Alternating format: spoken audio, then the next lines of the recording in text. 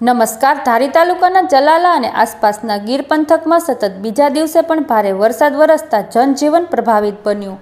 ઉપરવાસમાં ભારે વરસાદને કારણે મોરસુપડા ડેમ ઓવરફ્લો થયો છે, જ્યારે જલાલા મીઠાપુર વિસ્તારમાં પાણી ફરી વળતા અનેક ઘરોમાં વરસાદી પાણી ઘૂસી ગયા હતા। પરિસ્થિતિને પગલે અસરગ્રસ્ત પરિવારોને સલામત સ્થળે ખસેડવાની કામગીરી હાથ ધરવામાં આવી હતી। સ્થાનિકોએ વરસાદથી થયેલા નુકસાનનો તાત્કાલિક સર્વે કરી અસરગ્રસ્તોને યોગ્ય વળતર અને રાહત સહાય આપવા સરકાર સમક્ષ માંગ કરી।